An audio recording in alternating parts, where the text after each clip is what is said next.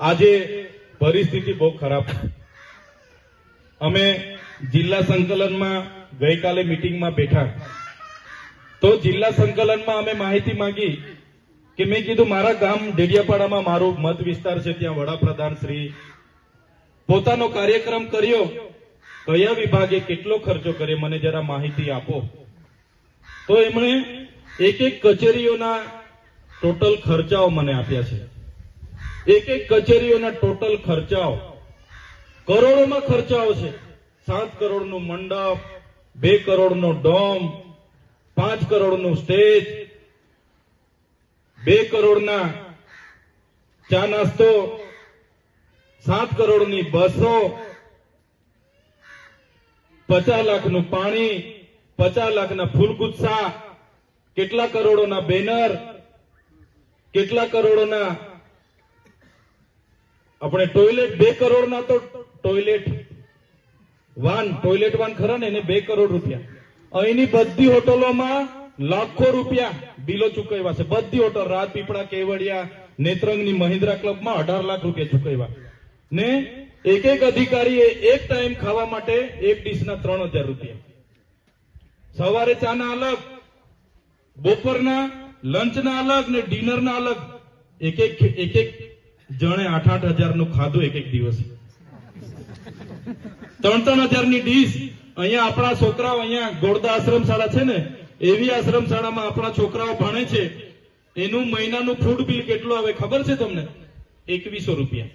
2100 રૂપિયામાં એને આખો મહિનો, એમાં એનું રૂમની લાઇટ આવી ગઈ, પંખો આવી ગયો, એનું પાણી આવી ગયું, એનો બિસ્તરો આવી ગયો। 2100 રૂપિયા મહિનો એટલે 70 રૂપિયા પર ડે પડે। 70 રૂપિયા પડે ને? 70 રૂપિયામાં એની લાઇટ આવી ગઈ, નાવાનું પાણી આવી ગયું, પીવાનું પાણી આવી ગયું, એમાં સવારનો નાસ્તો આવી ગયો, બપોરનું જમવાનું, સાંજનું બી જમવાનું એમાં જ આવી ગયું, એમાં ગાદલું આવી ગયું, પલંગ આવી ગયું, બધું જ 70 રૂપિયામાં। મહિનાના 2100 રૂપિયા, એમાં સાબુ ને કોપરેલ જે તે બધું જ આવી ગયું। અને પેલા લોકો એક ટાઈમના 3000 ની ડીશો અહીંયા ખાઈને ગયા, કરોડોમાં ખાઈને જતા રહ્યા। તો મારે કહેવાનું એવું, મારો એનો ફોન આવ્યો, સાહેબ સિકલ સેલના અમારી જે અમને સહાય મળતી હતી સિકલ સેલની મળતી નથી। મેં અધિકારીને ફોન કર્યો કે ભાઈ સિકલ સેલ જે અમારા બાળકો પીડાય છે ને એમાંથી કાઢવા માટે, લીલી શાકભાજી ખાવા માટે જે આદિજાતિમાંથી ગ્રાન્ટ મળે છે, કેમ તમે આપતા નથી? માર્ચ મહિનાથી કેમ બંધ છે? એને મને કીધું સાહેબ ગ્રાન્ટ નથી। આપણા બાળકોની શિષ્યવૃત્તિ છેલ્લા 2 વર્ષથી બંધ છે। પેલા અધિકારીને મેં પૂછ્યું કે ભાઈ કેમ તમે શિષ્યવૃત્તિ નથી આપતા? ગ્રાન્ટ નથી। આદર્શ નિવાસી અને તમામ શાળાઓમાં છોકરાઓને 2 જોડી કપડા આપવાના, બૂટ આપવાની જોગવાઈ છે, એ ગયા વર્ષથી મળ્યા નથી। મેં પૂછ્યું કેમ આપતા નથી? તો ગ્રાન્ટ નથી। અને અહીંયા તમે 50 કરોડના પ્રોગ્રામો તાઇફા કરીને અમારો ગ્રાન્ટ વાપરીને જતા રહો, કઈ કેટલું વ્યાજબી છે? આ પ્રોગ્રામ થયો આટલા બધા આદિજાતિના ગ્રાન્ટના, આપણા ગ્રાન્ટના પૈસા વાપરાયેલા છે। આ કોઈ નેતાના ઘરથી પૈસા નથી આવ્યા। એમાં હું ટાળી પાડો છો ભાઈ? આપણા છોકરાઓના આંગણવાડીના બિલો મંજૂર નથી થતા, ગ્રાન્ટ નથી એના માટે, અને એ પૈસા અહીંયા તાઇફાઓમાં આ લોકો વાપરે છે। પહેલા વિકાસ પર્વ કર્યું 15 દિવસ, પછી વિકાસ મહોત્સવ કર્યો, રથ લઈને ફર્યા, બેસણામાં મીટિંગ કરી, મોસ્તામાં મીટિંગ કરી, ચીકદામાં મીટિંગ કરી, કેવડીમાં મીટિંગ કરી, સામરપાડામાં મીટિંગ કરી, છોલિયામાં મીટિંગ કરી। એ પૈસા કોના છે? એ આપણા બધાના ટેક્સના પૈસા છે। તમારા ને અમારા બાળકોના શિક્ષણના અને વિકાસના પૈસા ત્યાં વાપરે છે।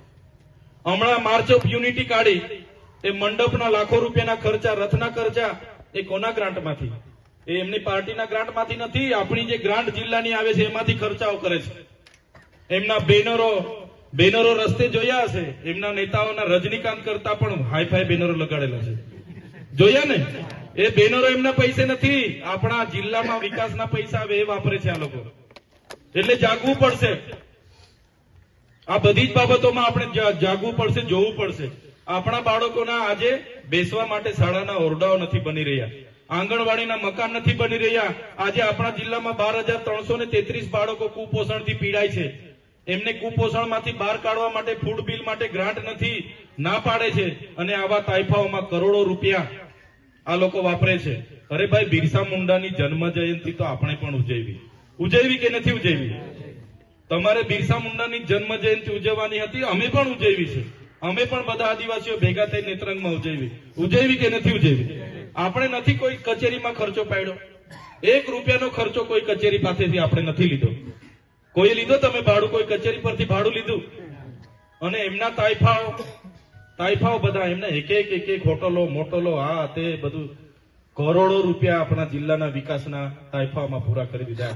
એક વાત હતી, એ બધા આપણે જાગવું પડશે. સાથે સાથે બીજી વાત કરું